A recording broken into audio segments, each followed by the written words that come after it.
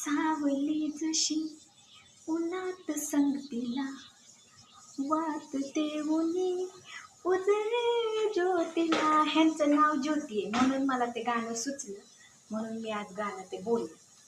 तर मग आज आम्हाला काही सुचत नव्हतं बघा की नाश्ता काय बनवायचा आहे. खूप खूप विचार करून करून लक्षात आलं की आज आपल्याला बनवायचा आहे रव्याचा उपमा. आता तुम्हाला वेगळं काहीतरी वाटत असेल बरं का, आता तो उपमा बनवायचा म्हटल्यावर. पण आता काय तुम्हाला सुचवलं तर तुम्ही काय सांगणार नाही काय बनवायचं. तुम्ही म्हणणार ह्यांना वेगळंच पडलेलं असतं, काहीतरी व्हिडिओ बनवते आणि टाकते, असं झालं तसं झालं. मग त्यापेक्षा आता हे बघा, आता आम्ही उपमा बनवणार आहे. तर उपम्यासाठी रवा भाजून घेतलेला आहे, मावशी कांदा चिरत आहे आणि तेल तापायला ठेवलेलं आहे. तर सर्वप्रथम शेंगदाणे तळून घेत आहे बघा.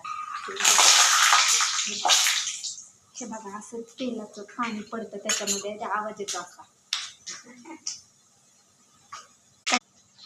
कसा येतोय बघा, मोहरी तडतड तडतड तडतड तडतड तडतड करते, मोहरी काढलेला आवाज येतो. आता त्याच्यात टाकणार आहे जिरे.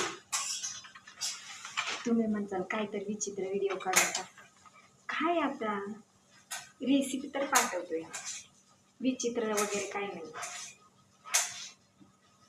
तर आता जिरे टाकत आहे, तुम्ही बघू शकता.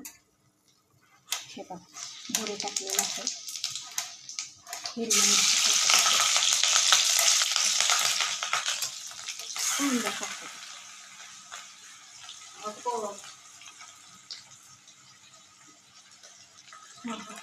टाकलेला आहे बघा कांदा. आता तो कांदा लाल होईपर्यंत त्याला परतायचं आहे आणि मग टाकायचं आहे त्याच्यामध्ये काय, आपण भाजलेला रवा.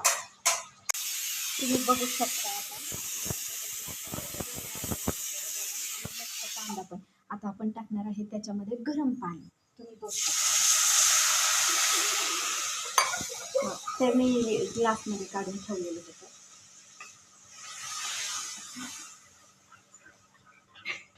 चल झूठी ये मावशी तो देख बीच में कुछ भी बोल रही, अभी उसमें झूठा बोलने की क्या गरज आहे.